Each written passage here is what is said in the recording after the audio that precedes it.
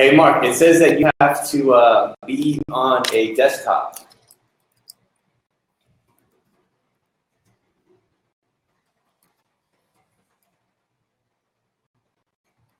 On Google Chrome, you need a Google Chrome browser, Mark, if you're here. I don't know if you can hear me right now. I might just be talking to myself.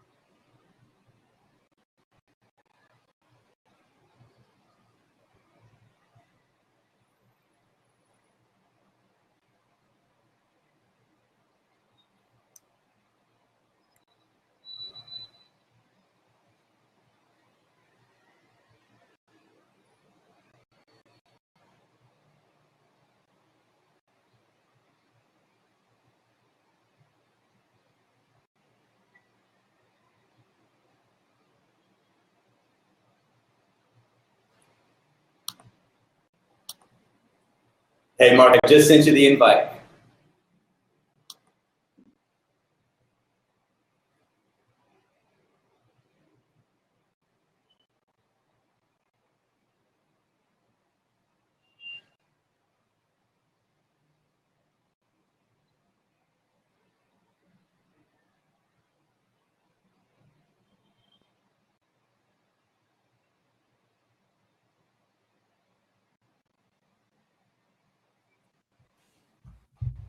Hey, there I am. We got the bad camera, but we'll get that switched around here. How you doing? Hey, I'm doing great. How are you doing? Good, good. Well, let's continue to talk while I switch this camera around here, and we'll have a good time. Absolutely. It is a Thursday night over there for you, huh? It is Thursday evening, but you know what?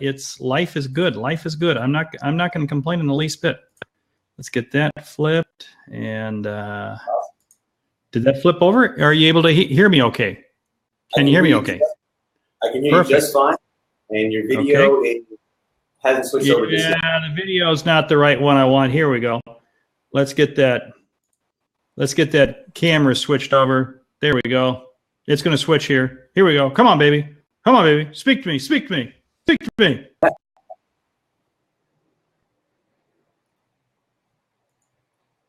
I'm just about to go live here on Periscope. Hey, it's okay. As well. You go live anytime. And worst case is I'll just flip this camera around, so don't worry about that at all. Okay. Let's go live. Let's make it happen. Let's have some fun. Yeah, you got it. We're there. We are live now. Good morning, good evening, and a good afternoon to all the superstars all around the world. My name is Frank Salas. I go by the name of the Talented Mr. Salas, and part of my job is to find global gems all around the world to school us on some game, give us some swagger, and help us polish our skills. And the skills that we're covering today are prospecting. We're covering selling. I have amazing authors, great guy, Mark Hunter. He is the sales hunter. That's how I found him on Twitter. And he has this new book out now called High Profit Prospecting. And he's going to talk to us about. Of course, yeah. He's legit. He's holding up the book for those of you guys watching this or listening to this on the audio. Mark, introduce yourself. Tell everybody about yourself. Hey, thank you so much. My name is Mark Hunter, and that is my last name, Hunter. I am known as the Sales Hunter. And you know what I do is I help people find better customers that they can close at full price. How's that sound? Does it sound good? That sounds amazing. And one of the things that really attracted to your material is you were advising people to stop discounting their services, to charge full price. And that was just really engaging because a lot of people these days are trying to, cut corners and say black bags fly free and no overage charges or this and that. You're like, you know what? It's not about it. Talk to us about that. Hey, it's not about price. It's about the value you're going to get for it. And this is the whole thing. I think too many salespeople give discounts, and the reason they give discounts is because they don't even believe in their own price. And if you don't believe in yourself, how are you ever going to get the customer to believe in you? What I say is this: hey, it's not for me to determine what my price is. It's for my customers. And this is kind of a mindset. This is a head game.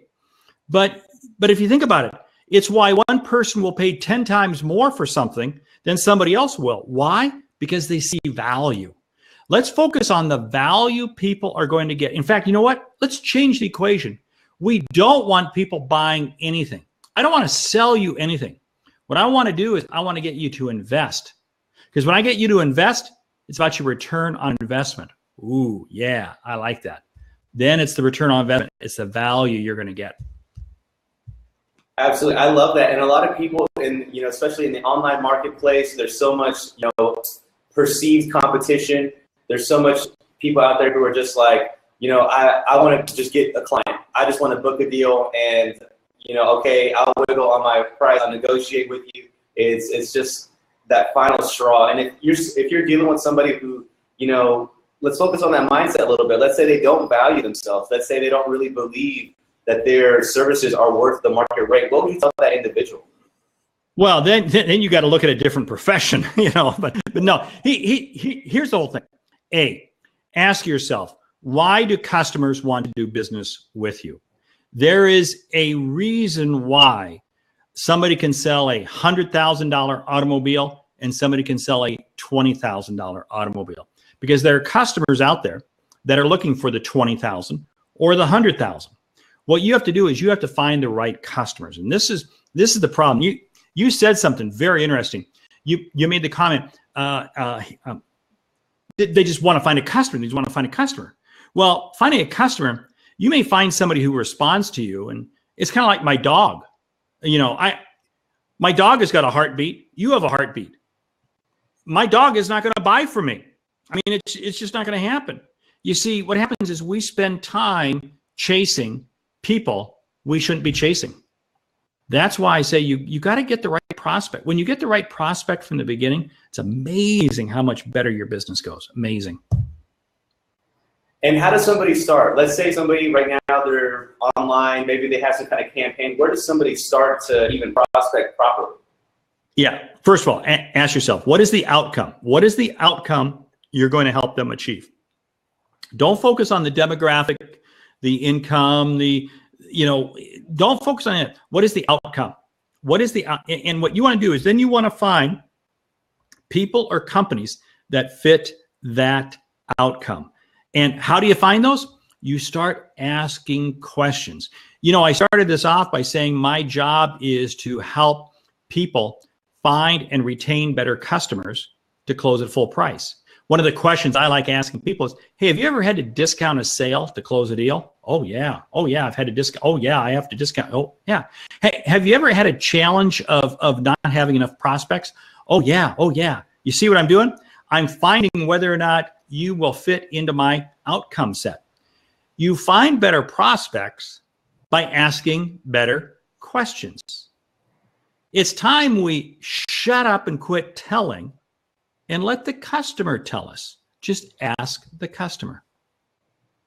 So just to clarify, if somebody right now isn't getting the right type of prospects, or if they're not getting the right type of sales in their business, they probably aren't asking the right questions, and they're not weeding the people that are coming to their door, because it's never been easier to connect with people and get online and get in front of somebody, right?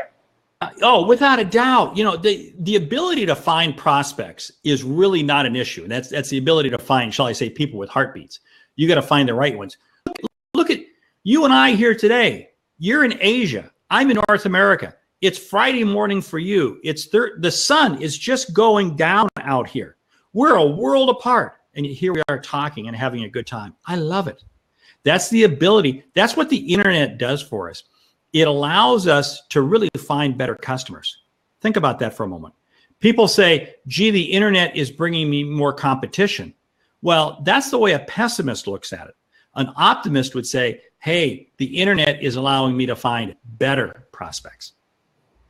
I love that. I love that. So, okay, let's say you're starting to find better prospects, you're asking better questions, and now you're seeing some results. A lot of people might not be able to handle those results. What are some pointers there once you start getting better at qualifying your people?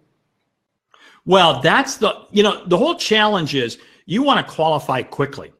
One of the arguments that I talk about in my book is how do I close more deals faster? Now, the way I do this is I really don't want more prospects. I want fewer but better prospects. Because what I want to do is I want to spend more time with fewer prospects. What does that allow me to do?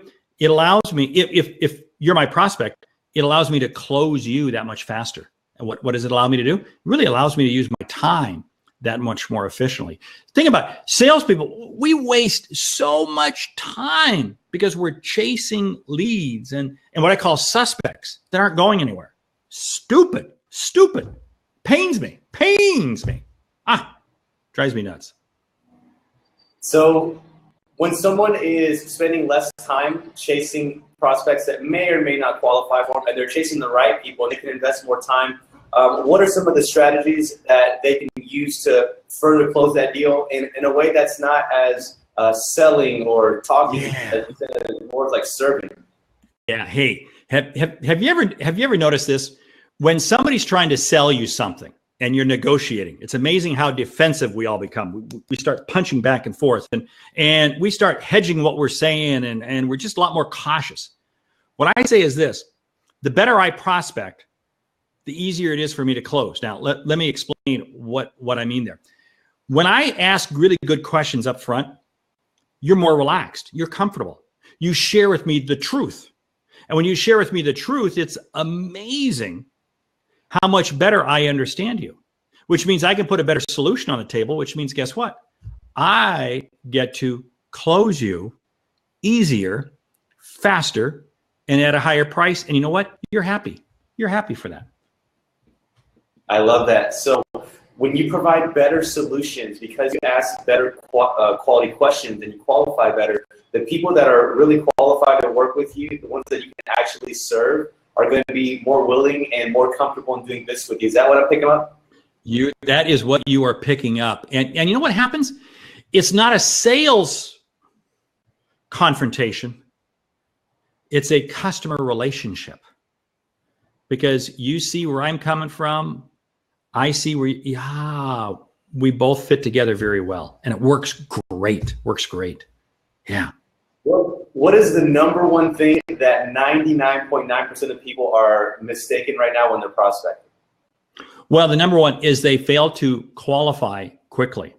What it is again, people are chasing for the heartbeat. Ooh, they responded to my phone call. Ooh, they responded to my email. They inquired about my website. What I want to do is I want to find out if you're a qualified buyer. Here, one of the big problems people have with prospecting today is that they're on this chase to get inbound. I want to create inbound. Inbound doesn't necessarily bring me good leads. So what I want to do is somebody may inquire to me, but I want to say, hey, what is the outcome you're looking for? I love asking that question. What's the outcome you're looking for? And anybody who says, oh, what's your price? You probably don't want to do business with, because you know what? All they're doing is shopping. That's all they're doing is shopping for a low price. I don't need them. Send them to Walmart. So you have this whole saying, you don't want Walmart customers, you want Nordstrom shoppers. Talk to us about that. Yeah. Well, see, that's the whole thing, because see, I want to sell at full price. I want to sell at high price. And Walmart has a great business model, but it's a very low price model. Nordstrom is a retailer in the United States, very high priced. And I got to make sure that if I'm Nordstrom, I'm going after Nordstrom shoppers. And if I'm Walmart, I'm going after Nordstrom. If I'm Walmart, I got to go after Walmart. I can't sit there and try to take a Walmart shopper and make them a Nordstrom customer. It's not going to happen. But see, this is what happens when we don't prospect right from the start. I love that. So let's say somebody right now is dealing with a bunch of Walmart customers right now. They're like, you know what? I want to get that Nordstrom shopper. Everything you're saying is great. I understand. Okay, I need to qualify. I need to ask the right questions. I need to value myself a little bit more. But you know what? I'm just stuck. We're human beings. We just don't see it for ourselves. What would you advise that person? Well, in that case, you're probably not going to be able to. Okay, you're simply not going to be able to. And you're going to have to take that Walmart shopper and close them at a Walmart price. That's what you're going to have to do. Don't try to convert. You will spend so much effort. What you need to do is you need to go out and find different prospects. You just got to go in a different direction. I see so many people wasting so much time. You can't take an automobile and turn it into an airplane. It's just not going to happen. But that's what happens when you prospect with the wrong person. If you're selling airplanes, you got to find people who want airplanes. If you are selling automobiles, find people who want automobiles. Don't try to take the automobile shopper and convert them to an airplane buyer. It's not going to happen. Great advice. So Mark, I want to switch gears a little bit. And you've been in the sales and marketing industry for almost 2 decades, correct? Oh, almost 3 or 4. I'm a lot older than you, okay? I'm a lot older than you. So you've seen a lot of shifts and change, and there's this new kid on the block, this social media thing that's out and about that everybody's in love with. How has social media changed the game? Hey, here's a tweetable moment for you. Hashtag social media without social community is social stupidity. Now, what do I mean by that? Social media. I love social media. That's really what we're doing here. What are we doing here? We're broadcasting. We got people. We got tweets flying around. We got all kinds of stuff flying around. That's great. But it doesn't mean anything until we take it to a one-to-one relationship. What you got to do in social media is make it a one-to-one relationship. Then I can sell you. Now, if you think about that, that means really social media is no different than the telephone. It really is no different than the telephone. It's just a telephone in a different format. So I'm going to use social media, create awareness, just as, you found me by way of Twitter because I was putting stuff out there. We then connected. We had a telephone call the other day on the phone. See, we're creating that one-to-one relationship. And what are we doing here? We're pushing it out. Now, think about this. We have both sold each other because you like to have great guests and I like to have great audiences. So it works. But it was because social media created a one-to-one relationship. Great stuff. And everybody in the talent tribe, especially all my superstars, you guys right there, that engagement is key. When you get somebody that reaches out to you and you can connect and, you know, get on a video call, get on a video conference. Like I'm in Asia and Mark's in America right now. The sun's going down over there. The sun just came up here. We're literally a world apart, like he said, and we were still able to connect and bring you massive value. And this is just a great example of using that one-on-one connection. Where do you foresee social media headed? Like, are people going to stop advertising in, you know, magazines, newspapers, TVs, billboards? Are they going to focus more of their marketing dollars on social media? Where do you see it? Well, yeah, I think more money is going to be focused towards social media, but it can't absorb all the money. So there's still going to be play out there for whether it be broadcasting, whether, you know, television, radio, magazines, etc. But what it all has to do is it all has to be more focused. You know, it's why you and I could pull up the same news site. We could both pull up BritishBroadcastingCorporation.com right now. And I'd venture to say that we'd probably see different articles and different advertisements. Why? Because of the history we have given the owner, so to speak, of who's handling what's being pushed out on BBC.com. I love that. So let's tie that in with your prospect. So in 2016, almost 2017, you can do things like plant pixels, you can retarget, have these all awesome, really amazing advanced marketing strategies. But basically, what you just said, you can advertise to people specifically on what they want. And if you are somebody who maybe does have Walmart customers right now, you want to maybe shut down your Walmart ads and maybe start to put up your Nordstrom shopping ads and see if those people buy. Is that really where we're going to focus our attention? That's what we're focusing. And if you think about it, you look at what is Twitter. Twitter is really just a giant advertising platform. When I do a hashtag, I can do a hashtag something. What am I doing? I'm reaching people that are looking for that. You see, with all these different avenues within social media, within Facebook, within LinkedIn, within Snapchat, Instagram, all of these different platforms. And one of the challenges that you have from a social media standpoint is you can't use the platform that works for you. You have to use the platform that works for your customer. For instance, in the United States, and I primarily deal in B2B, which means LinkedIn is my primary tool. Now, there's a lot of countries around the world where you can't access Facebook. So it wouldn't make sense for me to use Facebook if I was trying to reach people, consumers, in a number of different countries around the world. Same way with LinkedIn. You got to go with the tool that fits the marketplace. Love that. And you're obviously everywhere on social media. I'm sure you get so many people that reach in and respond to you, and they're like, hey, I'm interested in hiring you as a speaker or having you on the show or getting some consulting from you or taking one of your courses or programs or coaching from you. And not everybody can necessarily qualify, or for that, obviously you want to qualify very quickly. But in this day and age where it's so easy to connect, what are some things that you put in place to make it easier for you to work with qualified people so you're not dealing with as many people? Yeah, well, first of all, realize that there's always going to be a lot of people who you can never work with. For instance, I was doing a webinar today, okay? This was this afternoon in US time.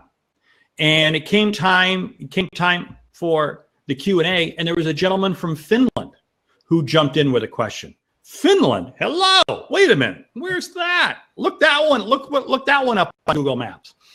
And you know, it was interesting. And afterwards, I emailed him and we had a great discussion. Now, I'm never going to be able to serve him. I'm never really going to be able to sell him something. But you know what? We had a great discussion. And you know what? Think about this.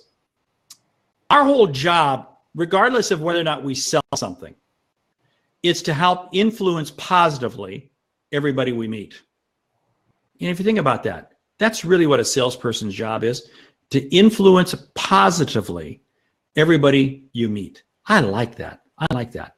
So you know what? I can't sell it. I couldn't make a sale to this gentleman in Finland, but I had a great conversation. I loved it. He loved it. And hey, it's great. That's great. I'm going to focus in for all the superstars, especially in the talent tribe. So right there, even though there wasn't a sale that transacted, Mark got invaluable information from that person in Finland who was asking the right questions, who was maybe saying, hey, this was a little unclear, or I had more questions on this. Can I get more information here? Right. Or can you maybe break this down or further expand this concept, which is $1 million focus group type of feedback that's just priceless. Yeah, because see, this gentleman in Finland, he was looking at the information I was sharing from a little different perspective. So what did he do? He asked me some questions and gave me some insights that really is going to help me with my other customers. See, so I want to make sure, this is the difference between a follower and a leader. A leader looks at everything as a learning opportunity. A follower just says, oh, there's nothing to be learned here. Let's move on. No. A leader always says there's something to be learned. That's the mark of a real sales leader. Great stuff. So we're out and about. We're all changing our prices. We're all taking off our sales. We're all going to our websites right now in this time, and we're raising our prices. Cool. Naturally, there's going to be some people that are going to say, "Oh my God, you raised your prices." And they're gonna, just human nature is gonna be like, how could you? Oh my God! And then naturally, because we all want to, care for everybody and affect people positively, we don't want to say, oh, well, now I priced myself out of this person. Maybe they were supporting me, or maybe this and that. Yeah. How do you deal with raising your prices? Well, here's the whole thing. If you're afraid of raising your price, you never will. Okay, I mean that's just a given. Now, keep in mind when you raise your price, your costs have not gone up. What has happened is you've raised your price and your profit has gone up dramatically more. So what that means is that you can't actually afford to lose some business. I can't afford to lose any business. But just a second though. Here's why I say you can't afford to lose. Because you're making that much more on everyone else. And what does that do? That allows you to provide them with better service. Surprisingly enough, people always say, oh, wow, I can't raise my price and people are going to revolt and people are going to respond. You know what's interesting? Many times people don't. Now, here's what you do. And my first book, High Profit Selling, I go into this in depth, but here's a couple things. If you have a few main customers and you're going to raise the price, you want to make sure that you've developed a list ahead of time. These are all the ways that we've helped you. These are all the ways. And it isn't just, oh, we got you this. No, what was the outcome? What was the outcome that they received? What was the benefit that they received? And what was the value to them? You may be in a situation where you help a company really get better customers. It isn't just that you help them get better customers, but no, you help them increase their top line sales by X percent. Or, you help them increase their bottom line profit by X percent. So really what you're doing is you're saying, yes, you're right. The customer calls you up and says, how can you take that price increase? I know, I totally understand. But we want to be able to provide to you the same exceptional level of service that we've always been. And in fact, we want to be able to take our level of service and make it even better. That's why we felt it was absolutely important for us to increase our price. But we know the value that you receive from us is huge. And it's not going to make any difference. In fact, our goal is to help you make more money. And and you have to go into it with that level of confidence. Boom. And, a lot of people right now, they're like, man, that was smooth. I could never do that. And you can if you do it enough times. And if you actually provide the value, like Mark, we barely just met for the second time, had a, 45-minute conversation, if that. But I can just tell that if I were to bring him on, and interesting to one of my friends that had a company that needed sales or, consulting, he would come in and do a great job. He would come in and be a professional, provide them with so much value, and it'd be easy. Hey, let me share with you one quick tip on how to increase your price. Okay. So people, here's what you want to do. You say that, okay, I'm going to increase my price by 20%. 20%, 20%, 20%, 20%, 20%. You write out your new price list at 20%. Then you say, you know what? I only want to go 10%. Suddenly that 10%, oh, that's chump change. That's easy. When really all you were doing was looking for 10% to begin with. But you see, you automatically start thinking you're going to go twice as high. And that way, then when you are at the price that you want to, it feels very comfortable. If you said, oh, we're going to increase our, I don't know if we can increase it 10%, 10%, then you wind up going 5%. So if you say you want 10, hey, 20, 20, 20, 20, 20, 20, 20, and then boom, you do 10, it feels very comfortable. It's all a mind game. And if somebody is at a place where like, all right, we're definitely raising our prices, do you automatically have to add more value every time you increase your prices? No, you don't. What you do is you have to make sure that you maintain your level, because you can easily sit there and say, hey, our ability to continue to service you the way we have been has just simply become unaffordable due to, you know, and don't sit there and say that you have to rationalize it. No, just say that, hey, we want to make sure that we continue to provide you with the level of service, and you leave it at that. You know, once you start getting into explain, you know, people will sit there and say, well, gee, the price of this has gone up, or gee, I can't do this. I don't care what you can do. I'm telling you what I'm doing, because we believe you have to believe in your price. If you don't believe in your price, and more importantly than your price, the outcome and the value you receive, you will never, ever raise your price. And then you know what? You'll always be forever a small company. You know, think of the big companies out there that, you know, could they sell less? Could they sell cheaper? Sure they could, but they don't. Why? Because they know they can get it. The market allows them to get it because of the value they receive. I mean, I'm on an Apple computer. I have an Apple phone. I have everything Apple. Apple quite a bit more than a lot of other products. But you know what? I gladly pay for Apple products. And Apple knows that Mark Hunter will gladly pay more for Apple products. It's just the way it is. I love that. I love that. This has been a very, very helpful interview. I know a lot of people are going to find some value. You obviously have a few amazing books, but you have a book right now that is really going to help people with what we chatted about today. You got to hear it's a legit book. This is my boy, Mark Hunter. It's at High Profit Prospecting. You can find it on Amazon. Can you find it at any of the bookstores, or Amazon the best way to find it? Amazon is probably the best way to find it, but it is in a lot of bookstores, and depending on the countries, there's a couple countries that the book hasn't, because it just came out a few weeks ago. It's just reaching a number of the European, let's see, I think it's in some of the Asia, I don't know. I'm not able to keep up with what the publisher does. They just do it. They just do it. Awesome, awesome. And if somebody wanted to connect with you on social media and maybe check out your website, where can we send them? Yeah, the best way is thesaleshunter.com. And hold on, let me just see if I can pop. I got to, let me run through that. Let me see, I don't know. But anyway, at The Sales Hunter is my Twitter handle. That's probably the best way, at The Sales Hunter. And really, the website. Hey, if you go out to any social media site, well, excuse me, I'm sorry, YouTube, Facebook, LinkedIn, or also Twitter, I'm there. I apologize. I'm not playing around too much on Instagram or Snapchat. So shame on me. Shame on me. Slap my wrist. Slap my wrist. I'm sorry. I'm bad. Yeah, man, you definitely got to jump on there. The engagement's heavy. Somebody like you would just destroy on something like that. I know Grant Cardone is really. You know what? Hey, you know what? My attitude about social media sites is, until you can devote a good level of time and focus, don't get on it.